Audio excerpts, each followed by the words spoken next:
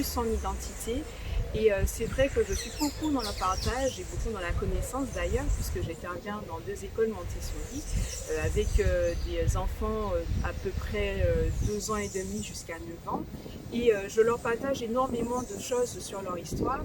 Et ils sont très contents, ils sont vraiment très motivés à pouvoir connaître d'autres choses. Notamment, ils ont été beaucoup touchés par l'histoire du feu André Aliquer, qui était le frère de Pierre, Monsieur Pierre Aliquer, qui était d'ailleurs adjoint au maire de Fort-de-France. Et c'est vrai que ça m'a encore plus donné envie de pouvoir leur partager des histoires insolites. Et d'ailleurs, je les partage aussi sur mes réseaux sociaux, Facebook, Instagram, Twitter et LinkedIn, pour pouvoir... Et c'est quoi le nom de ton site? Alors, mon nom de mon site sur Facebook, c'est Ligné Kilti. Et vous pouvez aussi trouver sur Instagram, Twitter. Et pour LinkedIn, par contre, c'est Mélodie Moutamay. Et le dis-moi.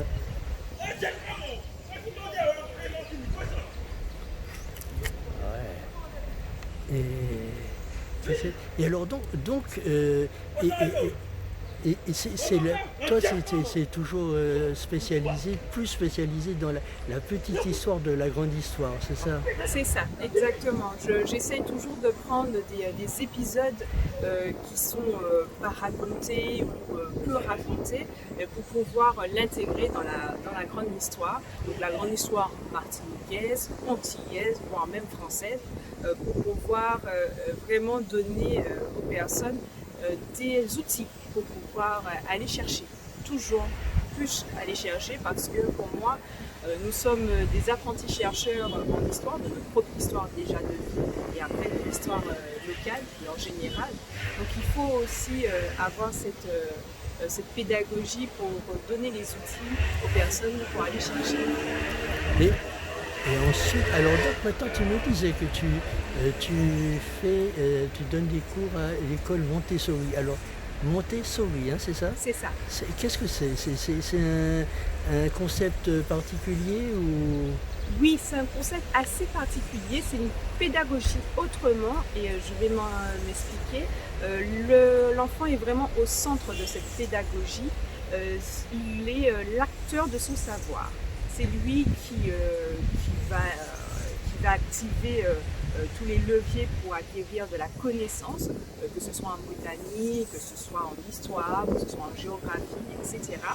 Et à travers cet apprentissage de connaissances, il aura des outils qui a été conçus par Maria Montessori, qui est d'ailleurs celle qui a inventé la pédagogie Montessori. Et ces outils sont à la fois logiques et très ludiques.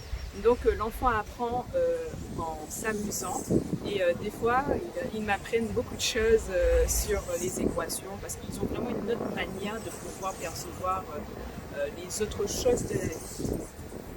D'accord. Et tu es toujours c'est pas uniquement le spectateur, mais c'est le spectateur engagé, puisque tu es l'une des plus jeunes conseillère municipale de Fort-de-France et chargée de l'histoire. Sans doute. Sans doute. Sans doute. En tout cas, je l'espère bien, puisque c'est pour ça que j'ai accepté d'être sur la liste de M. Didier Laguerre.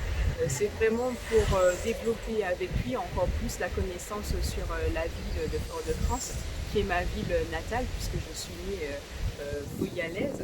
Et j'aurais aimé aussi vraiment apporter plus sur cette grande ville qui pour moi a un passé hors norme, un peu comme Saint-Pierre. D'accord, c'est bon. Et dernière chose, tes projets? Mes projets, j'en ai plusieurs. La première chose, ce serait bien sûr passer mon doctorat et pouvoir publier mes mémoires sur les musées martiniquais. La seconde, ce serait développer un blog qui s'appellerait Pitac. Comment? Pitac. Pitac. Tac, tac. D'accord. C'est une sonorité qui a tellement bercé mon enfance que j'ai voulu nommer ce blog comme ça, donc il est en cours. Et puis bien sûr, développer une collection de livres pour les enfants sur l'histoire de la Martinique. Et pourquoi pas plus largement sur l'histoire antillaise particulière, pour pouvoir enfin rallier notre histoire, parce qu'on a un tronc commun, même si les histoires sont spécifiques au territoire, mais quand même on a un tronc commun. Et j'aimerais bien développer ça avec les Guadeloupéens et les Guyanais, et puis largement aussi les Caribéens. Pourquoi pas traduire ça en espagnol et en anglais. Merci, madame.